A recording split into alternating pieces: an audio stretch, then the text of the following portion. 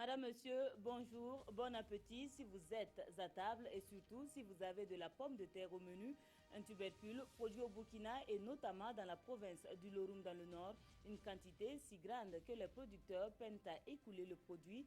Pour vous qui souhaitez vous en procurer à prix réduit, vous pouvez vous rendre à Titao où se déroule actuellement la foire de la pomme de terre, les échos de l'événement tout à l'heure.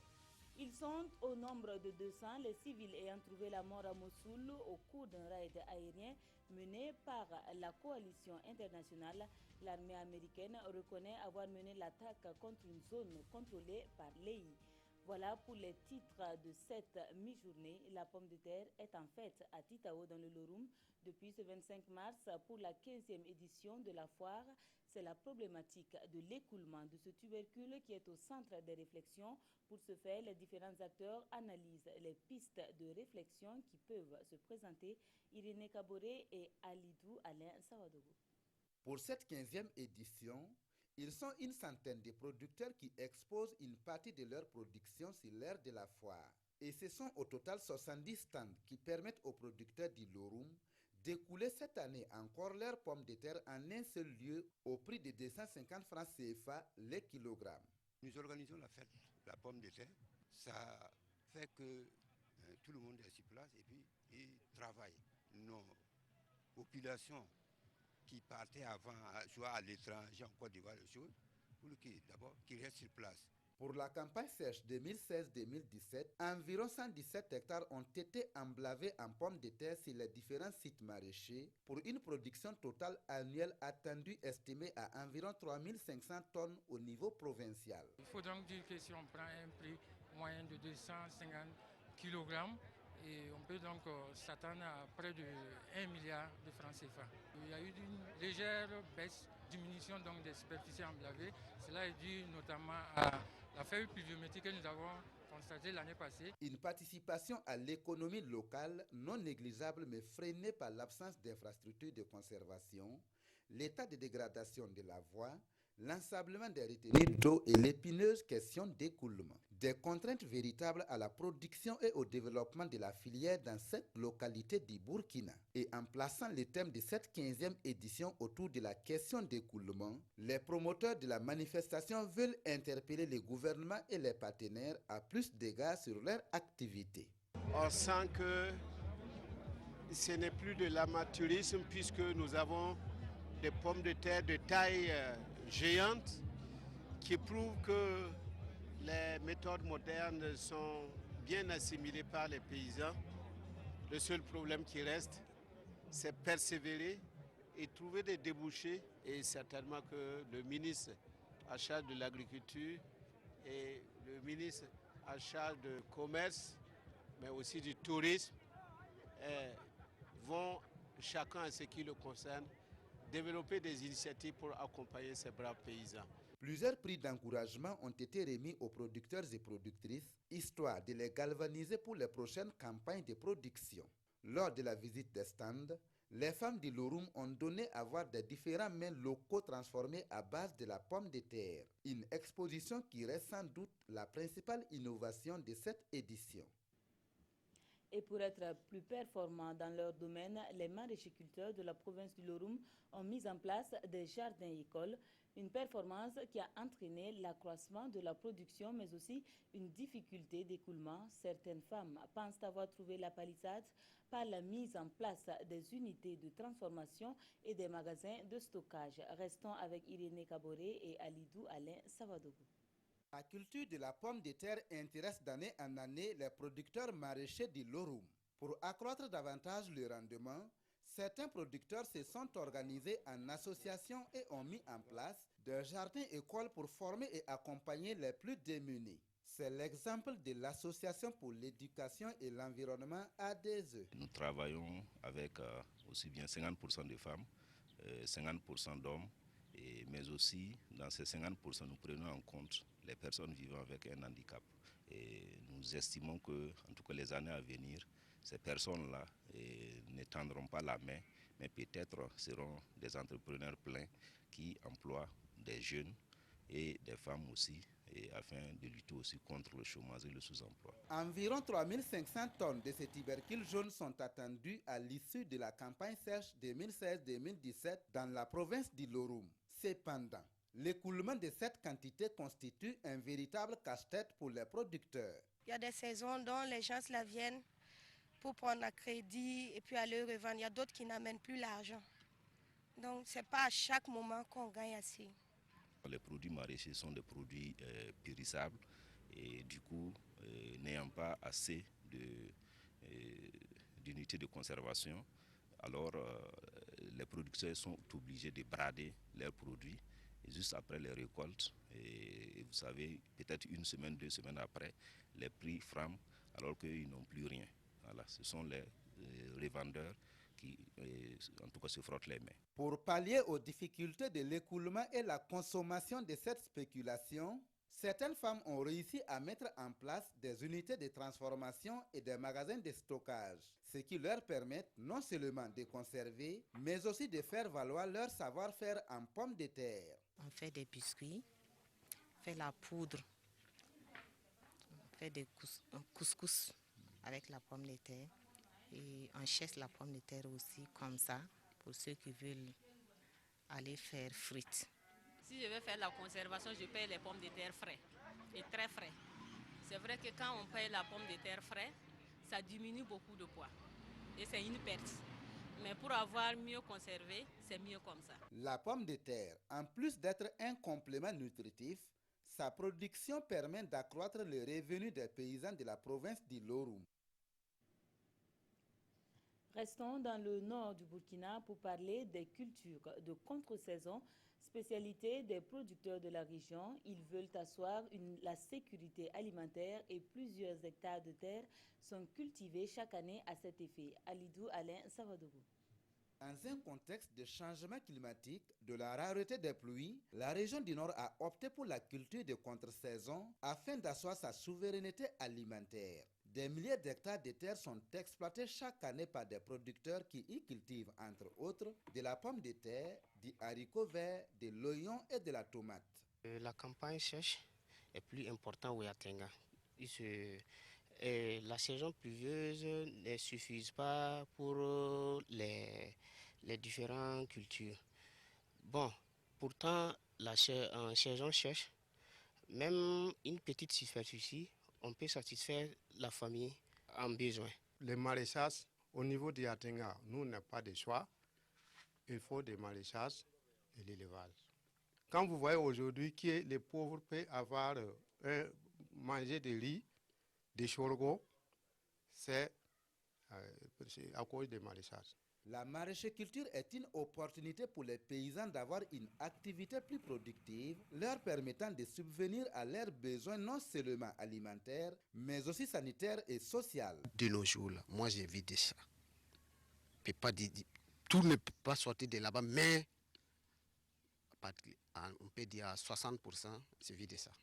À ma fille qui fait l'école, tout cas, souvent, c'est ça, à travers ça, j'ai fait payer sa school jusqu'à 3. C'est ça qui nous occasionne de gagner un peu à manger dans les maraîchages. Il n'y a pas un produit qui peut faire entrer des milliards si ce n'est pas de l'or, comme les maraîchages. Dans la région du Nord, la culture de contre-saison n'est pas seulement l'affaire des hommes. Les femmes aussi occupent une place importante. Ainsi, elles se sont réunies en groupement féminin afin d'accroître leur rendement et participer à l'économie familiale. Nous prenons des mini-crédits pour la culture de contre-saison. Cette activité est rentable pour nous les femmes. Avec les revenus, nous aidons nos maris pour le bien-être de nos enfants. Pour soutenir la production maraîchère dans le Nord, plusieurs activités se tiennent chaque année, notamment la foire de la pomme de terre à Titao, la foire de la tomate à Yako et les journées promotionnelles des produits maraîchers à Wayugia. À Kaya, c'est l'exploitation des ressources halieutiques du barrage de Ziga qui préoccupe le comité de gestion du périmètre halieutique. Ce sujet est à l'ordre du jour de sa deuxième session ordinaire et pour ce faire, les différents acteurs du plateau central et du centre-nord sont présents aux côtés du comité. Ibrahima Sombié et Mounira Kiri. Comment développer la pêche et l'aquaculture dans le barrage de Ziga? Le comité de gestion de ce périmètre halieutique d'intérêt économique planche sur la question ici à Kaya. Depuis 2016, les activités liées aux ressources halieutiques de ce barrage sont relancées et un an après, c'est l'heure du bilan. Nous sommes suffisamment satisfaits de la mise en œuvre des activités qui avaient été programmées. On sent en tout cas un engagement des acteurs afin d'atteindre les résultats qui ont été assignés au niveau de l'unité technique du périmètre halieutique. Nous avons la chance d'être appuyés par le projet de développement rural intégré du plateau central qui depuis 2 ans nous soutient dans ce sens-là. Malheureusement, ce projet va bientôt prendre fin.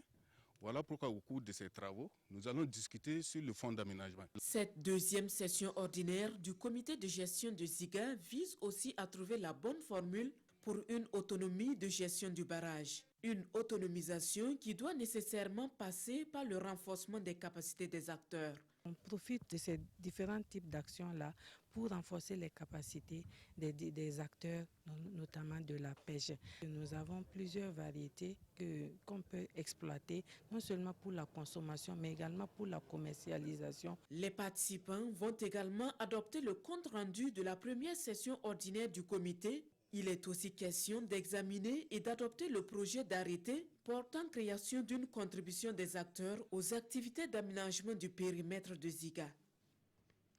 La lutte contre le péril plastique nous concerne tous et cela permet de faire des plus jeunes des éco-citoyens. Dans cette optique, le ministère de l'Environnement a organisé un concours ouvert aux écoles des 13 régions du Burkina.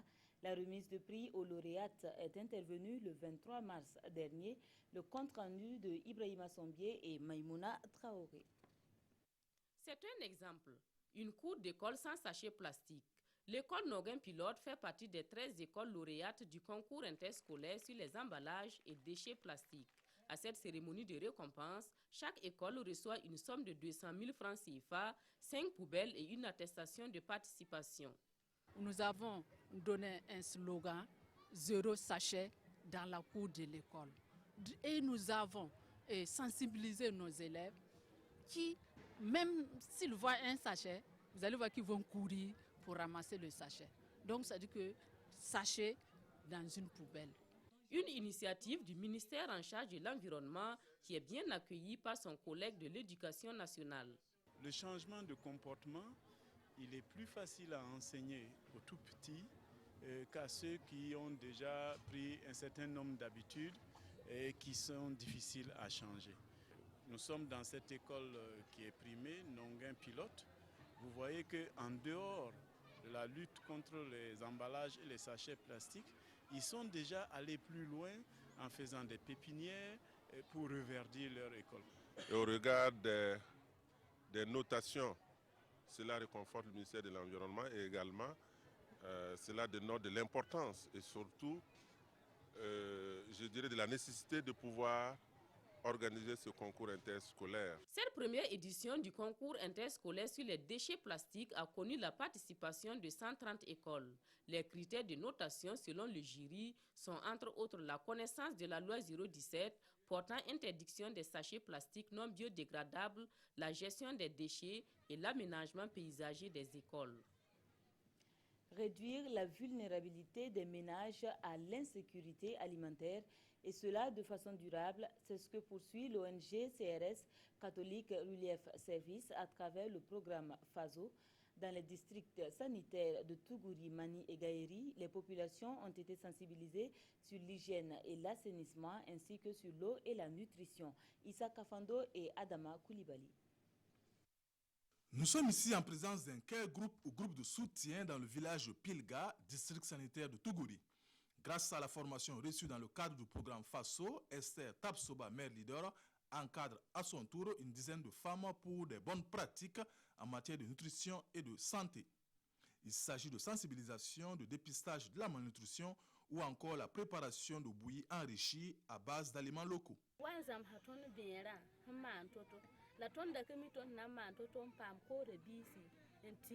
Nous avons appris comment faire la bouillie, mais la difficulté résidait dans comment trouver les différents ingrédients. Ainsi, grâce à l'appui de nos promoteurs, nous avons pu trouver une solution. Après les récoltes, chaque femme amène qui du maïs, qui du sésame, ainsi de suite. Et nous avons pu comme ça disposer de la bouillie enrichie pour nos enfants. Les femmes de cette localité ont pu ainsi mener plusieurs activités dont les résultats sont consignés dans ce scoreboard ou le mur qui parle. Ces bâtons verts représentent ici le nombre d'enfants non malnutris et de l'autre côté le nombre de femmes ayant suivi le nombre recommandé de consultations prénatales. Bossongri a une dizaine de kilomètres de Mani. Là, c'est la méthode GASPA, groupe d'apprentissage et de suivi des pratiques d'alimentation du nourrisson et du jeune enfant, qui est mise en œuvre. Elle concerne les enfants de 0 à 6 mois, de 6 à 23 mois, ainsi que les femmes enceintes. À travers les sensibilisations sur la vaccination, la distribution de moustiquaires, l'allaitement exclusif pendant les 6 premiers mois, des résultats notables ont été obtenus avec un taux de prévalence de la malnutrition d'environ 6% à l'heure actuelle. En coutume aussi, il y avait des interventions parce que les enfants là, on disait que l'enfant ne pourrait pas aller à l'est aussi. Ça aussi, c'était l'ignorance. Tu ne devrais même pas prendre l'enfant là, aller au CSPS pour la traiter. Ça va traîner jusqu'à ça devient plus grave maintenant. On va amener l'enfant, des fois on n'arrive même plus à la traiter. On risque de perdre l'enfant là, c'est tout ça, c'est à cause de l'ignorance. Même l'accouchement là, il faut aller jouer d'abord au chat avant de venir libérer aux vieilles là aussi, d'amener la femme là à la maternité pour qu'elle accouche. Au nom de ça là maintenant, si l'enfant sent malade seulement, on court vite au dispensaire. D'une latrine en 2014, le village Balamounou comptait 46 latrines en 2015 dans le cadre du programme FASO, avec l'approche assainissement total pilotée par la communauté, en témoignant ces mamans qui ont toujours un pot à portée de main pour leurs enfants. Aujourd'hui, toutes les concessions disposent d'une latrine et cette localité a déjà été préévaluée pour le statut de fédale, fin de défécation à l'air libre. Depuis qu'on a construit ce WC-là, ça a changé la vie du village. D'abord, le village est devenu plus propre et la santé s'est améliorée. Et il n'y a plus les maladies dues au manque d'hygiène. Et les gens même sont devenus plus propres. Ça fait que, bon, eux, ils se trouvent vraiment très contents parce que ça a changé beaucoup de choses. Ces différents résultats viennent ainsi renforcer la philosophie du programme FASO. Les familles réalisent des acquis durables. Nous avons éveillé les consciences des communautés. Nous leur avons appris beaucoup de techniques de production. Nous leur avons en tout cas accompagné avec des outils qui sont facilement gérables. Nous avons visité juste les aspects santé-nutrition, mais les témoignages des communautés montrent quand même qu'ils ont appris quelque chose, ils ont maîtrisé quelque chose. Mis en œuvre depuis 2010, le programme FASO court jusqu'en 2018 et devrait permettre à terme l'amélioration des conditions de vie de plus de 51 000 couples mères-enfants en santé, nutrition et WASH. Ce sera un problème de moins pour ceux qui vont souscrire aux logements sociaux de Zaktouli à quelques encablures de Ouagadougou. La réalisation est de Abdoul Ouedraogo, promoteur immobilier. Le constat fait sur place est satisfaisant selon notre reporter, vu que certaines maisons sont au stade d'achèvement et d'autres n'attendent plus que l'eau et l'électricité. Oumar Sombré. Des logements de différents standings à Zaktouli. Nous sommes sur le site de l'agence immobilière Abdoul Service International. Ici, en moins d'une année de travail, certaines maisons sont déjà achevées et d'autres toujours en chantier. Pour le promoteur immobilier qui compte accompagner la politique du gouvernement en matière de logement, tout sera fait pour le confort des souscripteurs. Il y a des logements qui sont déjà prêts, où il y a des gens même qui sont prêts à déménager. Nous demandons vraiment à la Sonabel et à l'ONIA d'ouvrir l'œil pour que nous puissions quand même honorer les engagements qu'on a avec nos clients. Sur le site de Zaktouli, la majorité de ces logements a été construite sur commande par des mutuelles de travailleurs. En ce qui concerne le programme de 40 000 logements sociaux annoncé par le ministère en charge de l'habitat, le promoteur dit être prêt à accompagner le gouvernement. Nous sommes en train de voir avec le ministère de l'Habitat, On a promis de faire des logements de 7 500 000 et 9 850 000, c'est ça qu'on appelle les logements sociaux. En plus de Zaktouli, l'agence dispose de plusieurs sites dont Saba, Ouara 2000 et Boissa. La Jamaat islamique Ahmadiyya veut contrer l'expansion du terrorisme en œuvrant pour la solidarité entre religions. Plus de 1000 participants sont venus pour échanger sur la question au cours d'une conférence qui s'achève ce 26 mars. Le témoignage de Adama Guiti et Oumar Zombri. À travers cette conférence publique annuelle, la Jamaat islamique Ahmadiyya Burkina Faso prône l'amour pour tous et la haine pour personne. Elle entend prouver ici à tous que l'islam est une religion de non-violence.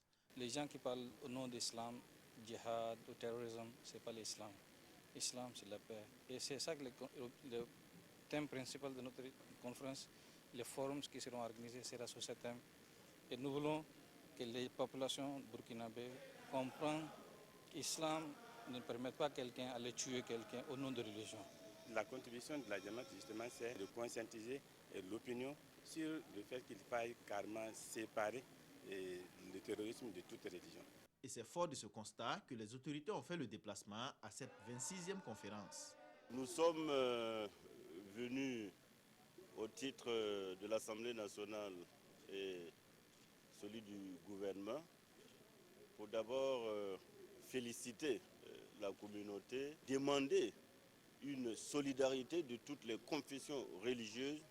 En tant que représentant du peuple, c'est de dire que la religion, surtout l'islam, doit être un tremplin pour cultiver cette paix-là. Pour une nécessaire solidarité entre les religions afin de contrer l'expansion du terrorisme, c'est sous ce thème que se tient cette conférence. En plus, les participants débattront sur d'autres sujets comme rôle des médias pour éviter l'amalgame entre djihad islamique et terrorisme et islam et laïcité sont-ils conflictuels? La paix, il en est également question dans l'Oudalan au travers du festival Tondikara du Sahel. Initiative de l'association ACLAR, le festival va accueillir 48 heures durant des artistes venus du Mali et du Niger. Martin Ouedraogo et Seydouzoun. Au pied de la colline blanche de Gorom Gorom se tient les Tondikara du Sahel. C'est un festival culturel transfrontalier pour promouvoir la paix et le développement. Et les Tondikara du Sahel, c'est toute une histoire. Dans le temps, après les récoltes, les populations transfrontalières du Mali, du Niger venaient rendre visite à leurs frères du Burkina, notamment à Gorom Gorom. Ils passaient effectivement la fête ensemble ici. Ils nouaient des liens d'amitié, de mariage. Ensuite, ils retournaient chez eux. C'était une tradition où on perpétuait la paix dans cet espace sahélien. L'association ACLA entend donc renouveler cette tradition à travers ce festival. Durant 3 jours, les festivaliers auront droit à des conférences sur l'histoire du canton de Gorom Gorom et sur les populations transfrontalières. Il y aura également des prestations d'artistes de la localité et des artistes venus du Niger et du Mali pour véhiculer des messages de paix. Dans un festival, tout le monde va se rencontrer.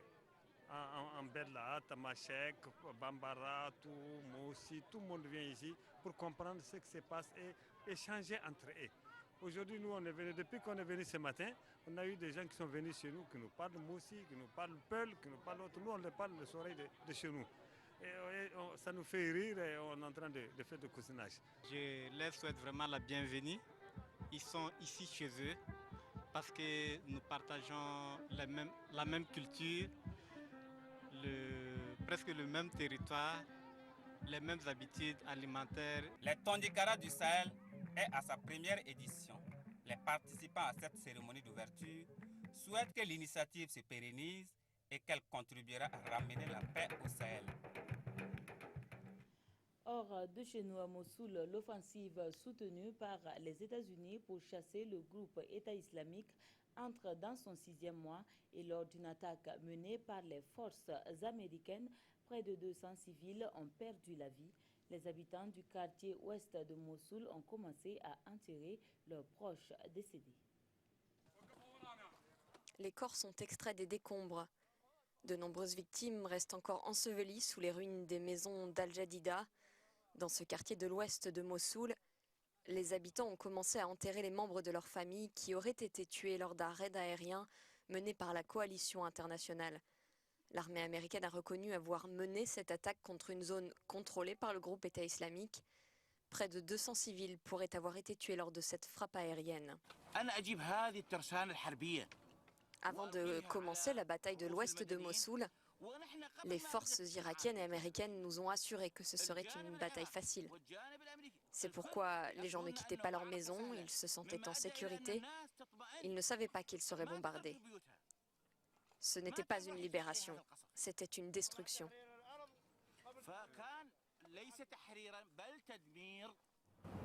L'offensive soutenue par les États-Unis pour chasser le groupe État islamique de Mossoul entre maintenant dans son 6e mois.